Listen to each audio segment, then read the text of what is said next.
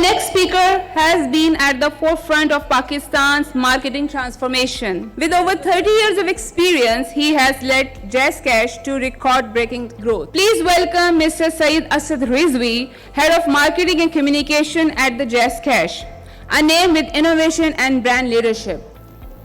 It's an honor to be standing here in front of you all. Although the organizers have given me a graveyard spot, but nevertheless, I'm going to try to use these next 15-20 minutes to make it more engaging and involving so that we all stay awake after this wonderful lunch that we all had. So just before I start, I want to ask you one simple question. How many of you can raise your hands, how many of you have recently or in the recent past have done an online transaction to buy anything locally or internationally? So let me say that Pakistan's digital economy is no longer emerging. It is accelerating. What I saw here with all these hands being raised, I think every scan, every tap, every transaction that we do leads us to do better sales, buy things, or create trust about all the online shopping or digital transactions that we do online. So e-commerce and fintech, which I've been asked to talk about, are not going on parallel tracks. They've actually merged into one common ecosystem, which we call digital bazaar today. So let's quickly take a peek into the digital landscape of Pakistan. So we are currently at a rise in our tele-density, and you can see as that 116 million plus users are consuming internet. And the interesting part is that 98% of these are consuming internet on their mobile devices. So I think I wouldn't be wrong that if I say that the digital bazaars is now in our pocket. And our e-com market, which is e-commerce, stands at currently about roughly $8 billion a year, which contributes to about 0.12% of the global e-com market. So which is very small amount of contribution that our global, our market, e-com market contributes to the global market, which stands at about $6.3 trillion. And the digital wallets, which stand currently at about 135 million plus, and with the advent of all these new digital retail banks coming into the playground, they're going to obviously fundamentally going to increase the play of digital wallets in the scheme of things. With all these digital wallets, I think it's also important to talk about the ecosystem, and the key component of this ecosystem are the digital merchants. So there currently stands roughly about 1 million, and the regulator, which is State Bank of Pakistan, has given very strict guidelines to all these operators to increase the footprint so that the consumers can use more digital channels to do their shopping. So Pakistan's digital heartbeat, I would say, isn't just connected.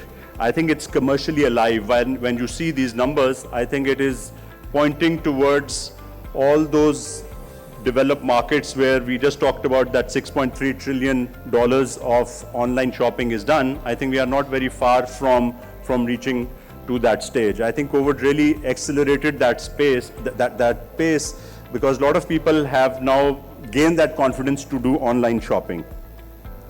So from bazaars to browsers and from streets to screens, I think Pakistan's journey from cash on delivery to trust on delivery is actually the real story, where fintech has really pushed or helped e-commerce grow, and building that trust from cash to online transactions that people do now.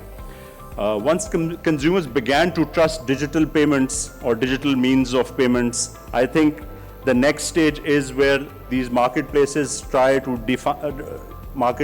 define how the markets work. Your D2C, where you see all these TikTok and Instagram shopping links that come on your feeds, they are redefining the experience of shopping for all of us. And once D2C moves to the next stage, I think now we see the shopping or the stores have come into our scrolls, our feeds, and now even our chats. So social commerce isn't now a future. I think it's one of the most active digital marketplace in Pakistan. However, e-commerce in Pakistan was all about price wars, deals, discounts, all these flash sales. Everybody was going after the share of wallet, share of attention of our consumers. But let me tell you, in the future, it is not going to be the price that is going to drive the next era of growth. I think it's going to be the trust, it's going to be the convenience, and it is going to be the delight of the customers that these brands would be offering. Every breakthrough in fintech starts with the friction point. I think that's imperative. Whenever we were listening to Shahryar, he was also talking about, earlier we were listening to the gentleman from Interwood. So they were talking about the challenges that they face. And obviously all the successful businessmen and professionals find ways to tackle those challenges. So similarly, we face those challenges in fintech as well as the e-com market as well. And the fundamental issue that we have is with the heavy dependency on the hard cash that we have. It actually also stops all these platforms from not scaling up efficiently and rapidly. Then our last mile delivery services. They are not very efficient. They have issues in their delivery systems. They are expensive, they are slow, which is actually not helping our customers to gain full confidence in the e-com ecosystem. Then we've got multiple interoperable systems which create frictions for both the merchants as well as the consumers. And consumers' concern, the biggest concern the consumers have, which is the biggest barrier in the growth, is the trust factor, the privacy of their data, the privacy of the financial transactions that are doing. So that's also one of the very key elements that is creating a hindrance in terms of the quick adoption and an increase in the e-com market. So every friction point in the e-com industry actually creates an opportunity for fintech. So we create solutions, we provide those solutions, and then the problem is solved and consumer is happy, so is the e-com player. So that's where, when I said the paths have merged together between e-commerce and fintech, that's what I meant, that it really helps the industry to flourish and grow. So fintech business isn't just powering the payments, it's fueling the momentum at the checkout. So that's the last point where actually you do the transaction ends and the delight comes for the buyer. So players like JazzCash, Easy Paisa, Sada Pay, Zindagi, so they are all dominating the mobile transactions, offering speed and reliability. And that's the basic premise of these digital wallets that we use. Plus the central system of payments, which is Rast, marketed by State Bank of Pakistan.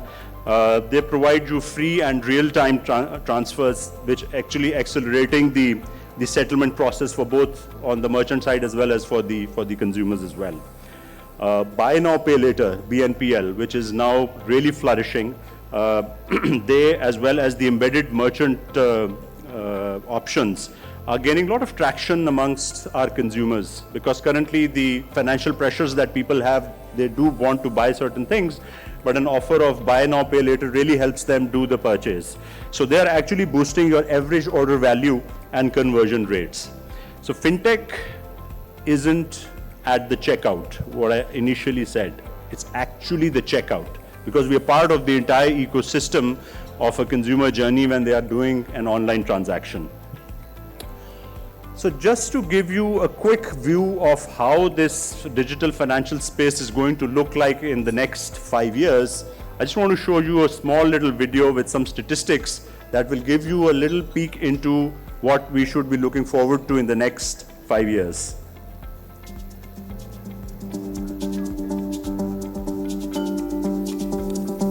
The world will look very different by 2030. In a new report, Tech in 2030, Global Data looks at the future of financial services and finds the bank of the future will be invisible. Banking will predominantly be accessible through digital channels, including super apps and wearables. Open banking will also make payments less visible. Banking will be centered around the smartphone, and mobile wallets will be the preferred payment method.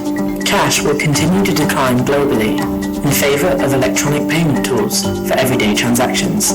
Mobile wallet transactions will reach $140 trillion by 2030. Big tech will take over the buy now, pay later sector. Big tech companies will integrate buy now, pay later into their ecosystems. The global online buy now, pay later market will surpass $1 trillion by 2030. Digital currencies will be mainstream payment options. Countries will develop their own central bank digital currencies. We predict that 15% of the 90 countries currently exploring central bank digital currency initiatives will launch their own digital currency by 2030. In 2030, the world and its people won't be the same. So we are already changing, and the next 5 years things are going to change even at a further rapid pace. So just to show you what the digital marketplace is evolving into, I just picked up a few stats from the benefit of being sitting on the first party data.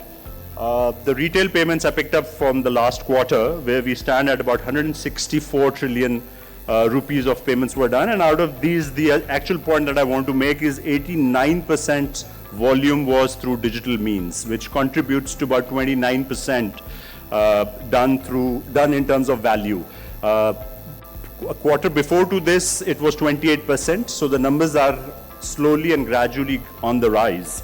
The wallet share roughly approximately 25%. Last quarter it was 24%. Again, the numbers are growing here as well. So the biggest challenge that I also talked about, cash on delivery, still stands at 70%. Again, thanks to our parallel economy, cash economy, 70%, which looks like a big number, but it has come down by 15% versus last year. So again, that's also on the decline. And BNPL we're talking about EMI, which are again digital wallets. So they are also having a year-on-year growth about close to 50%. So data highlights, we talk about this, there are much more data points that highlight that the potential for digital payments to capture that 70% of the COD market is not very difficult to achieve, which actually is driven by all these digital wallets that are coming into play, because they provide you that facility, that solution that you can do at the checkout. So people who can't go to brick and mortar banks and open up their regular accounts, what they need are two things. One, an active phone number, mobile phone number with a phone set, obviously, and a valid CNIC.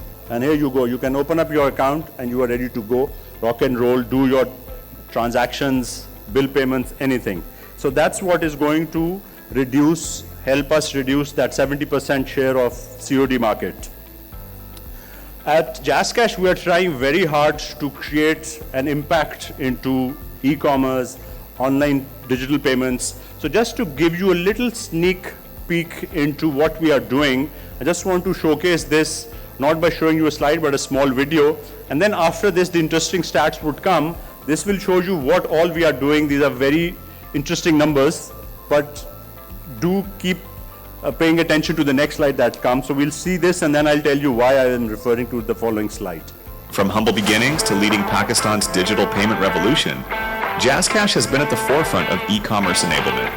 In 2018, JazzCash processed $4.6 million in gateway payments. Fast forward to today, that number has skyrocketed to over $592 million in 2024, projected to cross $1.6 billion by 2025. This isn't just growth, it's transformation. With a payment gateway trusted by the biggest names across industries, JazzCash has become the backbone of digital e-commerce in Pakistan. From food delivery giants to travel and ticketing platforms, From marketplaces to government partners, our merchant network today stands 2,000 plus strong and growing. But beyond the businesses, it's about the people. With over 21 million monthly active users and more than 30% of them being women, JazzCash is bringing financial convenience to every corner of Pakistan. Our gateway is more than just a checkout option. It's a full-stack solution with plug-in supported integrations for all platforms like Shopify, WordPress, OpenCart, and more, real-time transactions, secure recurring payments, refund and inquiry APIs, and merchant-first support. JazzCash has always empowered businesses to scale with confidence. And we don't stop at one mode of payment. Customers can pay through mobile wallets, debit and credit cards, payment vouchers, or even A2A bank transfers anytime, anywhere. As per SBP, Pakistan processed a volume of 213 million transactions in the last quarter, out of which JazzCash proudly contributed to over 79 million transactions, 37% of the e-commerce transaction market. As a result, JazzCash has emerged as the largest and most trusted payment gateway in Pakistan. With every checkout, every confirmation, we're not just processing payments, we're powering Pakistan's digital economy, whether it's trust, scale, or convenience. So these are very heartening number when we see in isolation. But when we look at it in the perspective of regional lens, I think we are nowhere close to where the bigger markets are. So still a very, very long way for us to go in every aspect. I've just picked up only 4 elements here, but there, if you go down the list, there are many more where we're still lagging considerably behind from the regional markets. Pakistan's digital story, although having said that, but still Pakistan's digital story is still evolving. And I think the reason why we all are here and everybody was talking about AI, integrating AI into the development sector, into food business, into furniture business, everything is now talking about digital, talking about AI. I think that's the beauty of it, that it is evolving in Pakistan, and we are all embracing it, irrespective of what part of the age we are in, what part of the life cycle we are in. We are all embracing it with both our hands. So digital wallets are expanding like any other business, and they are now evolving into more than just payments. So we are now offering services to lending, insurance, even investments, buy your tickets. So just from doing a normal payment transfer, so we are now becoming a complete lifestyle package for all the consumers. So traditional banks, brick and mortar, they are also evolving, and they are actually developing full-scale digital platforms and providing different services such as shopping, even financial advice, etc. Your e-commerce platforms are now using your transaction data to provide you with different offers, such as installment plans, even offers like buy now, pay later, so that it becomes easier for you to shop. So that's how we are evolving. People are learning from the behavior of how people transact, how people use digital means, and you leave your digital footprint, and that's what helps people like us to create those journeys which actually help you navigate your future lifestyles. Although digital transformation is something that we all really look forward to it, but it just doesn't about scale or system. It's at the end of the day, we pehle bhi baat ho rahi thi, I think it's about the people. AI jitni marzi bhi advance ho jaye, I come from a technology company. We use AI, we don't call it artificial intelligence, we call it augmented intelligence, because we design and we manage it. So it's the people who manage these things. So I think people still are very, very important and crucial. And AI, what creates is something which they average out and makes you things which are almost similar to other things as well. So human element would still remain as strong as possible, and more human and authentic your brand is in terms of its communication, in terms of its ethos, in terms of its outlook, I think the stronger growth you will achieve. Because customers don't just buy products anymore, they buy into relationships. So that's what humans create through using even digital technology and all these fancy features that we have. The Pakistani market requires bespoke solutions. I think our digital entrepreneurs, I think we saw a few of them here in the panel discussion, I think they must innovate not just to match the digital, not match the global trends, but also the cultural norms, the unique needs of our local consumers. And for digital adoption to scale, I think trust is the most important factor. I think you need to invest, or we need to invest into transparent solutions, need to provide robust security protocols to make sure that consumers' data and financial transactions are safe. So the future of commerce isn't about who sells faster. I think it's about who connects deeper with their consumers. So the digital bazaar that I was talking about in the beginning isn't about technology alone. I think it's about trust, it's about timing and transformation.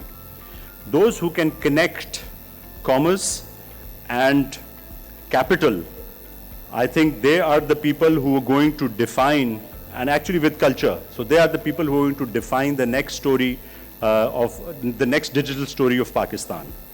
Marketeers, fintech innovators like us, e-commerce players, I think the future isn't about a race in outdoing each other. I think it's an invitation to build together. I think it's a time to collaborate. I think together, I think we can shape Pakistan's digital economy, and we will own that. In the end, this is more than digital transformation. I think it's the digital destiny of Pakistan that we are all aiming to achieve. And I think we should all embrace it and try to inculcate in everyday life of ours, whatever we are doing. This is going to create those kind of people who we talk as examples here, like Steve Jobs, people like Elon Musk. I think those are the people who we can create from this soil, because we've got a lot of talent, and all what we need is giving them the platform. And I think such forums are the places where people can be brought to limelight and given the opportunity to showcase their talent. Thank you very much, ladies and gentlemen. Thank you so much, sir, for the wonderful presentation. And I must say that JazzCash काफ़ी contribute कर रहा है लोगों की ज़िंदगी आसान करने के लिए. So thank you once again, sir. Please stay over here. I would request, please join Suhail Rana Sahab. Please come on the stage. Tariq Asmad Sahab, Imran Amjad Sahab, Dr. Syed Sahab, please come on the stage to present the souvenir.